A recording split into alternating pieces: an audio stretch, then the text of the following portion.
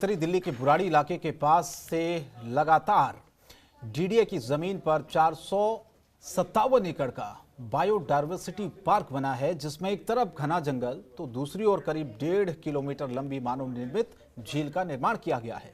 सर्दियों के मौसम में साइबेरियन, चाइनीज और कई पक्षियों की प्रजातियां यहां पर आते हैं। यहां उन्हें अपने अनुकूल वातावरण और मौसम मिलता है, जिसकी वजह से भारत उनका पसंदीदा क्षेत्र बना हुआ है। देखिए रिपोर्ट।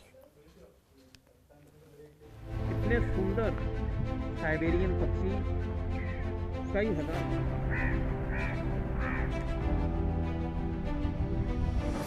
एरिया है बायोडायवर्सिटी पार्क, और यहाँ आप देख सकते हैं भारी संख्या में जो दाना डाला जा रहा है।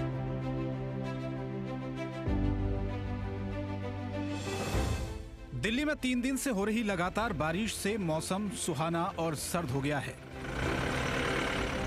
दिल्ली के यमुना किनारे अब विदेश से आए पक्षी नजर आने लगे हैं। लोगों के मुताबिक साइबेरियन पक्षी यमुना किनारे इन दिनों काफी तादाद में जमा हो रहे हैं।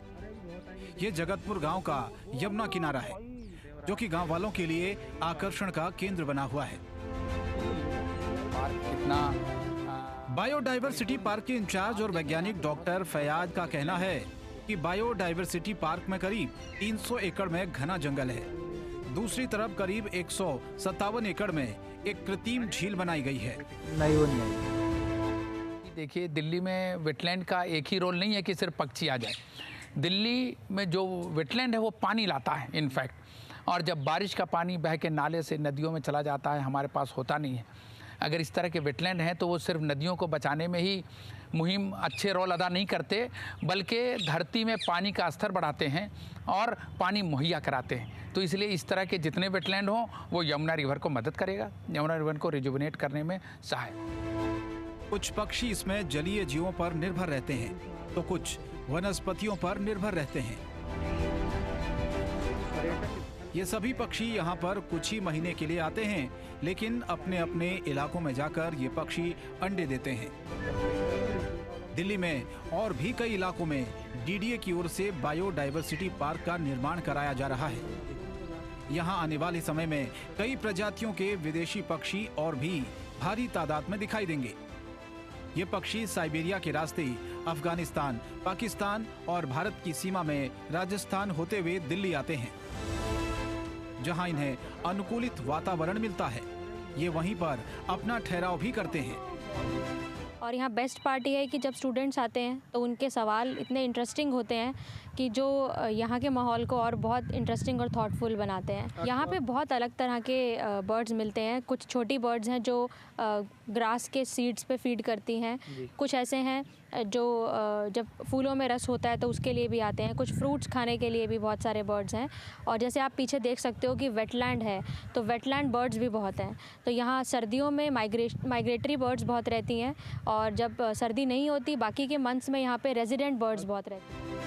लोगों के मुताबिक यमुना किनारे पर्यटन स्थल बनने के सरकार बड़े बड़े दावे तो करती है, लेकिन कुछ काम नहीं हो पाता।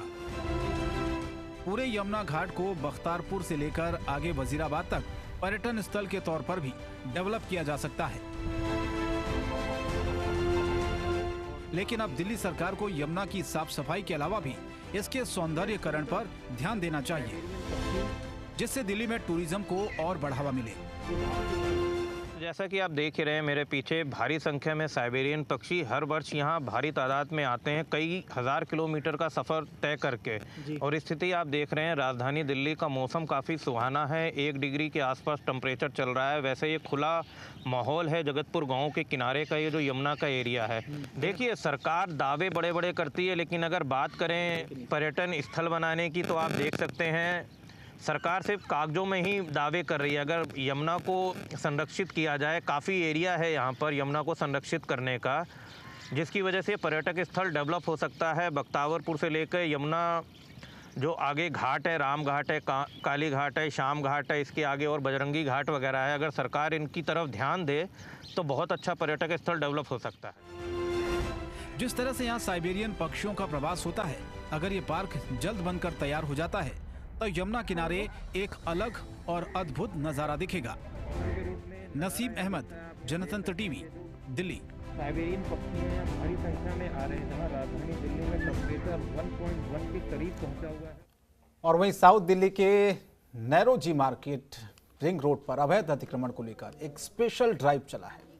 एसीपी जितेंद्र नारायण झा के नेतृत्व में ट्रैफिक इंस्पेक्टर सत्येंद्र राठी, जेडो प्रेमचंद के साथ महिला कांस्टेबल और ट्रैफिक पुलिस की टीम ने आज नैरोजी नगर मार्केट के पास स्पेशल ड्राइव चलाया, जिसमें करीब 40 वाहनों के चालान काटे गए। इसके साथ ही लोगों को चेतावनी भी दी गई और उनकी गाड़ियों को क्रेन से उठाया भी गया। आपको बता दें कि रोड पर अतिक्रमण को लेकर रिंग रोड से कई बार ट्रैफिक पुलिस को शिकायतें मिली थी। अवैध रूप से खड़े वाहनों को लेकर आने जाने वाले लोगों को काफ़ी समस्याएं होती थी। अगर किसी को कोई भी इमरजेंसी काम होता तो वहां पर लोगों को कई ज़्यादा वक्त लग जाता था।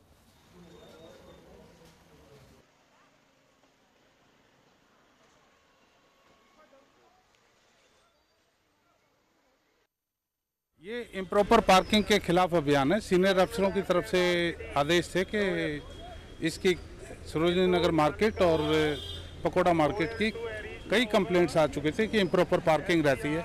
इसके रिगार्डिंग ये स्पेशल ड्राइव शुरू की गई थी, जिसमें हम नोटिस लगाएंगे, क्रेन से गाड़ी टो करेंगे और इम्प्रॉपर पार्किंग में जो गाड़ियां हैं उनके चालान करेंगे।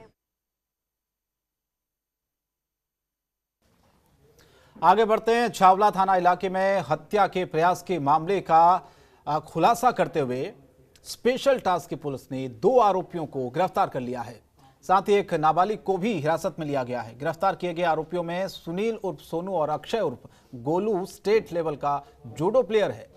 डीसीपी संतोष मीणा ने बताया कि वारदात में इस्तेमाल किया गया हथियार और स्विफ्ट कार फिलहाल बरामद कर ली गई है। पुलिस के अनुसार बॉर्डर सिक्योरिटी या फोर्स में हेड कांस्टेबल के पोस्ट पर तैनात एक जवान को 31 दिसंबर को तड़के गोली मार दी गई थी। गोली उसके फेस और बांह पर लगी थी। वारदात के समय वह स्कूटी से स्टेडियम से घर वापस लौट रहे थे। उसी दौरान 2 अज्ञात युवक उनके पास पहुंचे और उनमें से एक ने उन पर गोली चला दी। न्यू ईयर के जस्ट एक दिन पहले एक इंसिडेंट हुआ था, जिसमें एक एएसआई हैं बीएसएफ में, उनको गन शॉट इंजरी हुई थी लेफ्ट आर्म पे।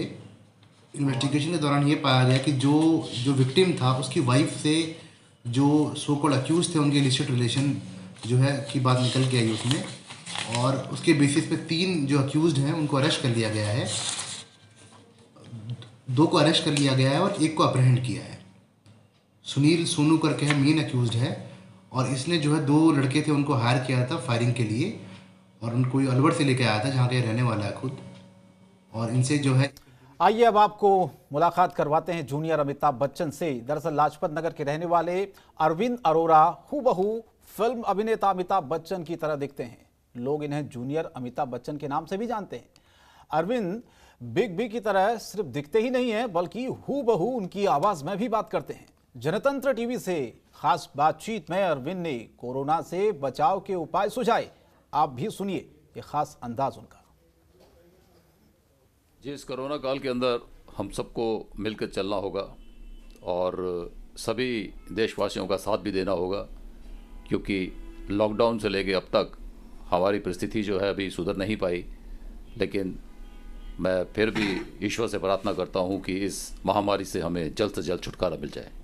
इनिशिएटिव ये लिया था कि मैं इस कोरोना काल में अपने सभी नागरिकों की किसी प्रकार से मदद कर पाऊँ। उसके लिए मैंने कई मेट्रो स्टेशन पर जाकर मास्क वितरण किया और कुछ गरीब लोगों को कंबल बांटे ताकि वो इस कड़कड़ाती ठंड से बच सकें। खबरों के निष्पक्ष विश्लेषण के लिए सब्सक्राइब करें Jantantra TV and press the bell icon. Never miss any update.